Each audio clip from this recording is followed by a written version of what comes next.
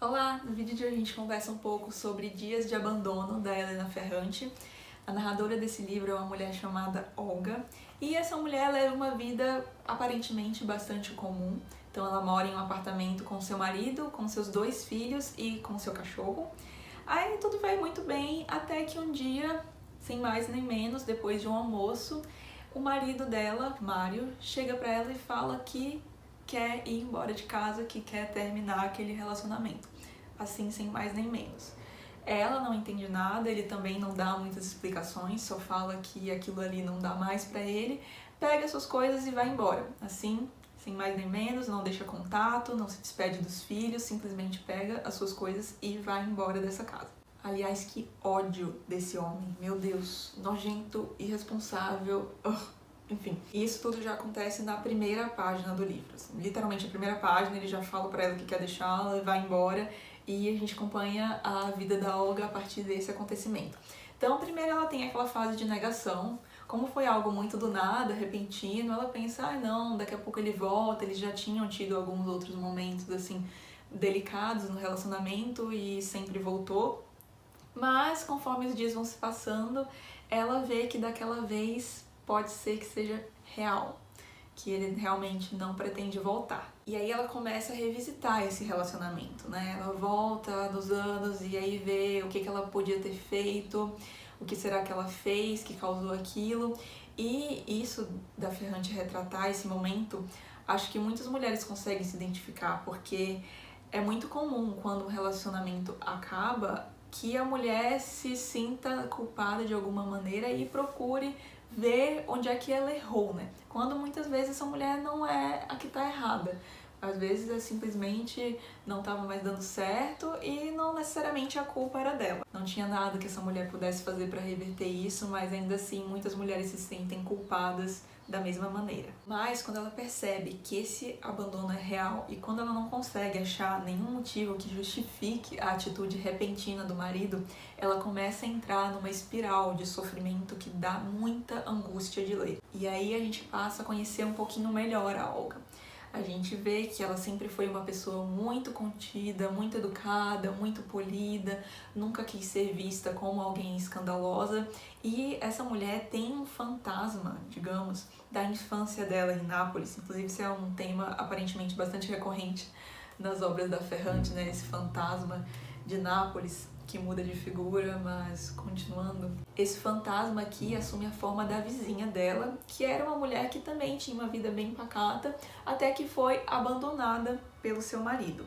E a partir disso ela começa a assumir aquele estereótipo típico da mulher abandonada. Então, a mulher histérica, que fica louca, que quer que o marido volte para ela a qualquer custo. E essa mulher acabava sendo o objeto de pena de toda a vizinhança ali. Todo mundo tinha pena dela, ela era tida como a pobre coitada. E essa mulher assustava muito a Olga na infância, assim. A Olga via aquilo e falava para si mesma que ela nunca queria estar naquele lugar. E aí ela meio que construiu assim uma barreira para não virar esse tipo de mulher, né? Começou a ser mais contida, não falava muito palavrão, por exemplo, tinha uma fala muito polida, mas quando essa barreira se rompe, né, que é quando o marido dela a deixa, ela se vê ocupando esse lugar de pobre coitada, tenta lutar contra isso, mas de certa forma não consegue obter muito êxito nesse sentido. Para mim, a coisa mais impressionante nesse livro aqui é a atmosfera que a Ferrante consegue construir em torno dessa personagem. Porque conforme essas fases, né, vão mudando, por exemplo, no início ela está numa fase de negação, depois ela começa a entrar numa fase de questionamento e aí depois vem uma aceitação. Então, conforme essas fases vão mudando, conforme a personagem vai passando por essas fases, a escrita dela muda. Então, no início, assim, é uma escrita bem polida, correta, a pontuação toda no lugar certinho, as palavras são bonitas. E aí, quando ela começa a entrar nessa espiral de sofrimento, a escrita muda bastante. Então, os pontos somem, as vírgulas somem, a escrita fica mais truncada. Sei, parece que você sente a avalanche de sentimentos e pensamentos que aquela personagem tá tendo, sabe? Ela consegue passar isso muito bem pra escrita. E isso é uma coisa que aparentemente a Ferrante consegue fazer muito bem, né? Porque dela eu li a tetralogia napolitana e é exatamente assim. A gente vê que a personagem luta pra, no caso a Lenul, né, luta para usar uma linguagem muito polida e correta, mas que quando ela tá nos momentos ali mais viscerais, que exigem muita emoção, começa a vir o dialeto, né, o dialeto de Nápoles, que é tido como algo meio vulgar.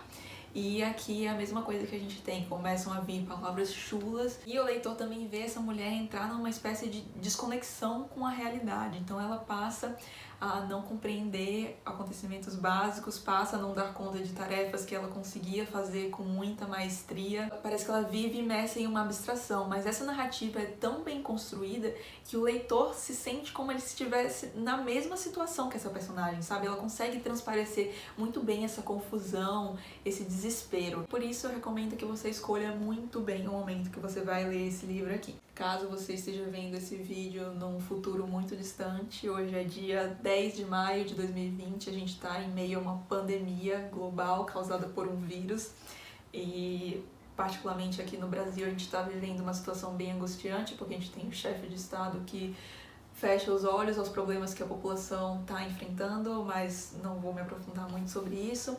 Então a gente está num cenário bem complicado e não diria que esse livro é uma boa pedida para esse momento que a gente está vivendo. Eu li esse livro recentemente, né?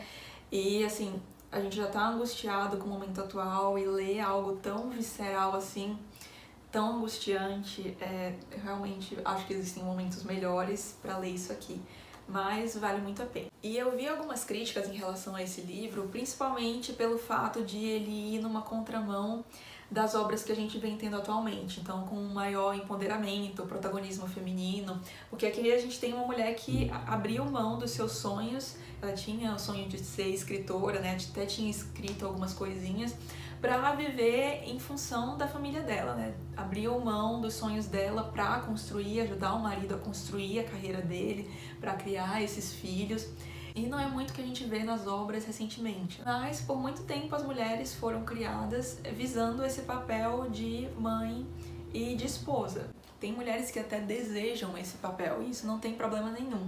E aí eu acho essas críticas um pouco sem fundamento, assim, porque ainda existem muitas mulheres, quer elas queiram ou não, nesse tipo de situação, né, vivendo em função da sua família e do seu marido. E acho que não é comum a gente ver situações em que se tem um divórcio e as mulheres saem desse divórcio muito mais desestruturadas do que os seus parceiros, e aí principalmente por todo esse machismo, né, existente na sociedade e a configuração que isso acarreta. Exatamente como a gente tem aqui. E aí eu acho que pode gerar esse estranhamento porque a gente não tem aqui uma mulher que, digamos, é protagonista da sua própria história, sabe? Mas eu não acho que isso deva ser visto como um demérito do livro. Inclusive eu acho muito legal que ela expôs aqui, por exemplo, como a mulher, quando se separa, passa a ser convidada para jantares, etc. Mas, assim, tudo com um objetivo por trás. Então, assim, todo mundo quer que essa mulher arrume alguém porque ela não pode ficar bem sozinha, né? Tem que ter um parceiro.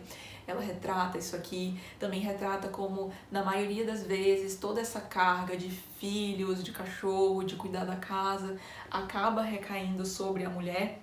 Mesmo o marido, né, enviando ali uma pensãozinha para os filhos, não é suficiente. E aí, como muitos maridos acabam se ausentando da criação desses filhos após a separação, e é o que a gente tem aqui, e como muitas vezes também os filhos culpam as mães pelo que está acontecendo, pela aquela mudança de rotina, quando na verdade não é bem assim. Mas muito, muito bom. Eu gostei muito desse livro mesmo. A Helena Ferrante tá caminhando assim para se tornar uma das minhas escritoras preferidas.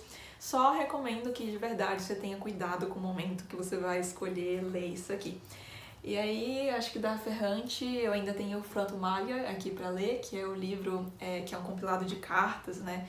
E entrevistas que ela dá. Mas o Franto Malha eu pretendo ler só quando eu tiver lido boa parte da obra dela, porque ali eu sei que eu vou ter alguns spoilers, então se alguém tiver dica de um próximo Ferrante pra eu ler, tô aceitando. E se você gostou do vídeo, não esquece de deixar um like e se inscrever no canal. Até o próximo vídeo, tchau!